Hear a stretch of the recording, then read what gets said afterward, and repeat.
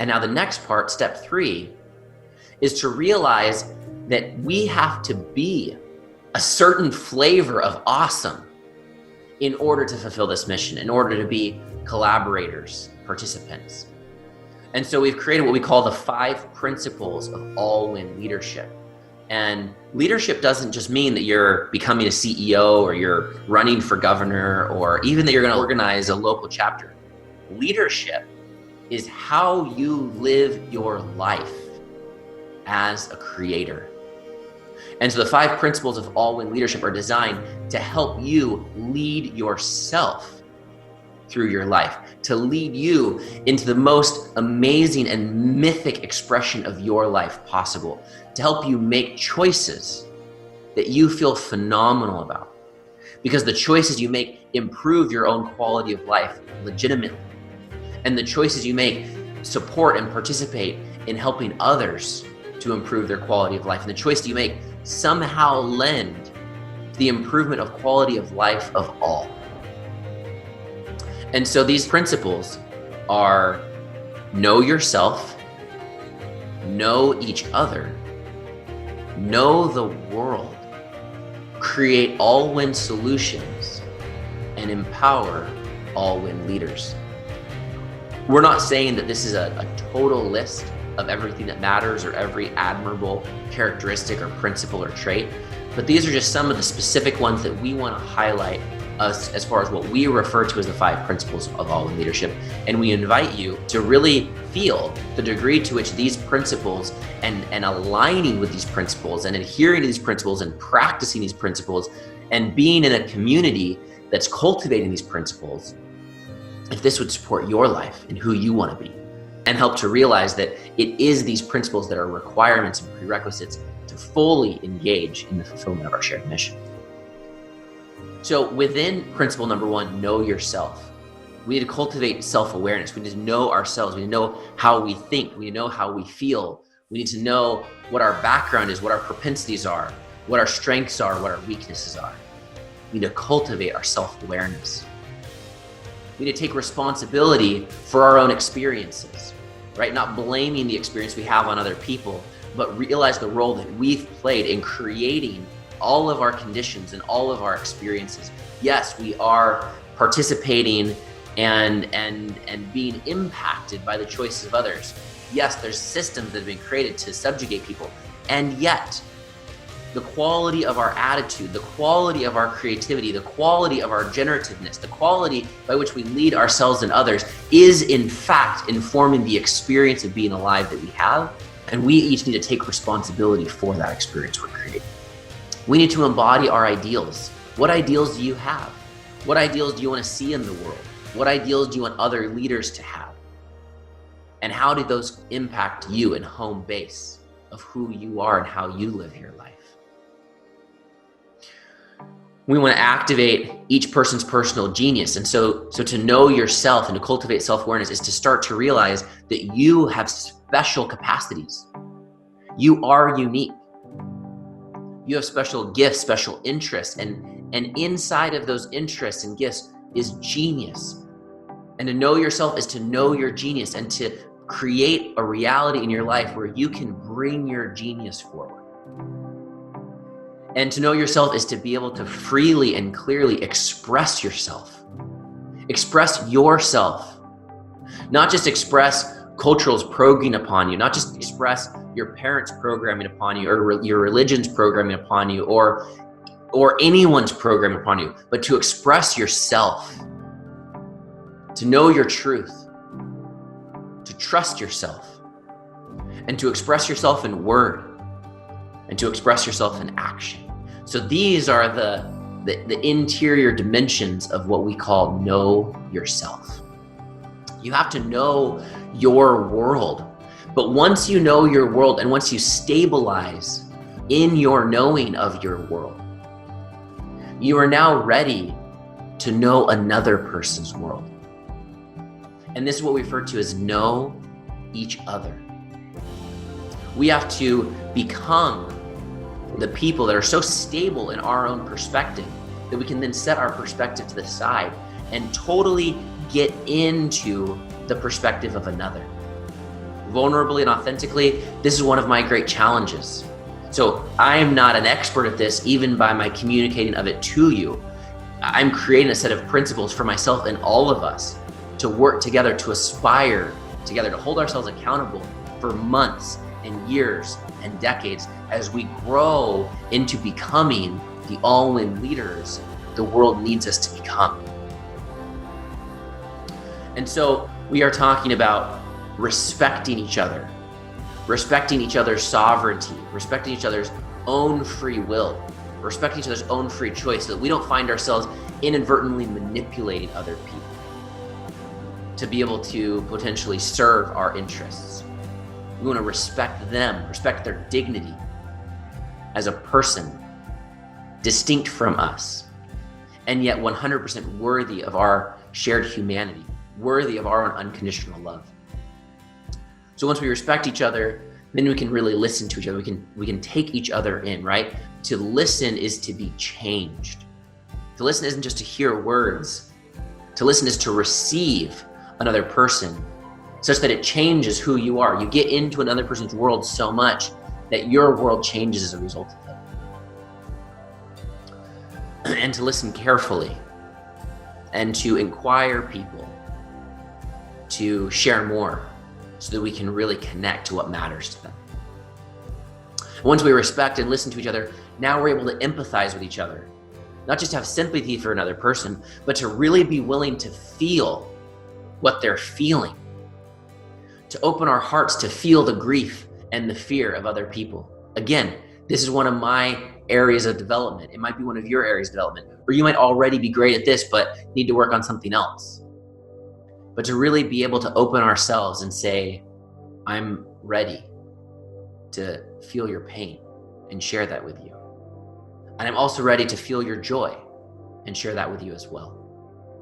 And all of this supports us in communicating effectively, to be able to actually get the information and the perspectives and the fears and the desires that are living inside of myself, to be able to come out of myself and interact with the thoughts and emotions and fears and desires of another person, so that we can come together in unity and even create a moment by communicating effectively.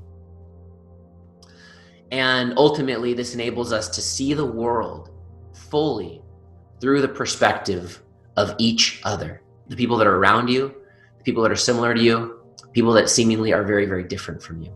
We need to know each other. Thirdly, we need to know the world. We need to perpetually inquire the world. We need to educate ourselves. We need to have different experiences. We need to participate in the world. We need to ask more questions and understand how our physics works and how our biology works and how our ecological systems and our earth systems work and how our technology works and how our media systems work and how our education, our health systems work and how our governments work and how our governance works and how our legislative processes work and how our allocation of public budgets work. Like, we have to know our world. And the more that we learn, the more that we know, the more that we understand, the more that we can play a role in creating new solutions going forward. And we have to seek a holistic understanding. By perpetually asking more and more questions, it shapes up more and more of a holistic understanding, so we can hold more of the totality of what's true, right? One of our greatest diseases as a nation is our partial understanding, where we just think we know something, but we really just know a little tiny sliver of the whole thing. And by asking more questions and by integrating diverse perspectives and by asking other people about topics from their perspective, we start to shape up a more holistic understanding, more holistic consideration set of understanding what's really going on and how all the parts are interconnected to each other. We must have a holistic understanding to be able to provide all-in leadership to the world.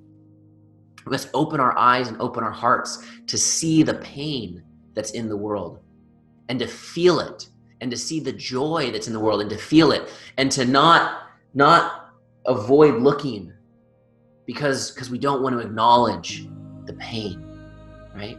The pain of subjugation, the pain of rape and murder and slavery and suicide, the pain of addiction and trauma, and abuse and violence, the pain of governments and corporations completely and utterly abusing human life and animal life and ecosystems. In order to know the world, we have to be able to look at that pain. We have to cry those tears. We have to have that grief. We have to move through our own aversion of the hardest things to look at, so that we then are ready and grounded to participate in transforming our world. And this all happens through experience. We have to know our world by creating opportunities for us to get involved, get engaged, participate. Social media and watching documentaries isn't good enough. We need to really get into the trenches so we can know how things work, so we can participate in the transformation. And we integrate diverse perspectives to improve our sense making, right? How do you know that what you think is true? And are you potentially wrong? And do you have judgments or biases that are potentially allowing you to maintain some type of silo of understanding that's really a partial truth, or really not based upon truth at all? So the way that you might think about the world isn't actually how the world is.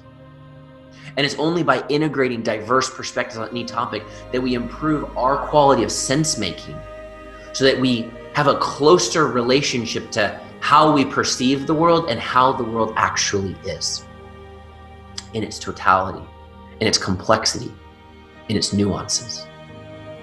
And so once we know ourselves, we know each other, and we know the world, we now are ready to create all-win solutions. We're ready to bring our purpose forward. We're ready to be as generative and creative as possible. We're ready to ask and answer the question, what do we want to create? And what do we need to create it? And how can we aspire to greater levels of influence and power so that we have greater capacities to create? So we want to become as generative as possible. And when each find and connect to our own sense of purpose on what we want to create, when you look out in the world and you see the gap between how the world and how the world could be, that's part of your own invitation to play a role in helping the world to actualize, to bridge that gap. And each of us see different things. Each of us feel called to participate in the world in unique ways. And so we are invited to each find our own sense of purpose in creating all-win solutions.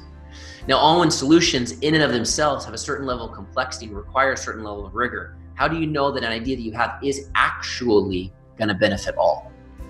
Maybe it's just a theory or a hypothesis that won't actually benefit all. The way that we create all-win solutions isn't by inventing all-win solutions. It's by inventing and running experiments, to create and run experiments, to see what's possible, to learn through our experimentation process, to review the results of the experiments we run, to integrate the lessons that we learn, to iterate our experiments, to scale up our experiments. This is the process of running experimentation that helps us to get the feedback if our ideas are in fact all-win. And as we run experiments, we gain energy, we attract resources, we gain our own competence and confidence in what we're creating. And this is how we grow paradise. We grow it just like you grow a plant. You grow a solution by running small experiments, iterating and scaling up and running larger and larger experiments. So to create all-win solutions is to know how to run all-win experiments. And this is the process of growing paradise around us all in the localities, running experiments in your homes, in your communities, in your businesses, and also running experiments at larger and larger scales so we can in fact create paradise for all. And we get to live all in. We get to have that sense.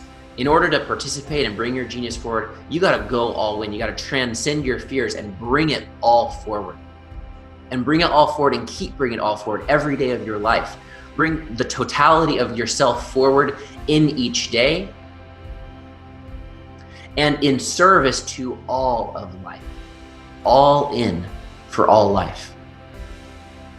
And finally, the fifth principle of All-Win leadership is to, in fact, become an empowerer of other All-Win leaders, to inspire each other into leadership, to invite each other to commit to greatness, to initiate each other into All-Win culture, to facilitate each other's empowerment, and to expand the network of All-Win leaders. So here are our 5 principles of All-Win leadership. And this is the second question that I have for you in how you will know if registering as a member of One Nation Party USA is something that's aligned and a fit for you. Are you inspired to cultivate these principles of leadership? Are you? Do these speak to who you want to be?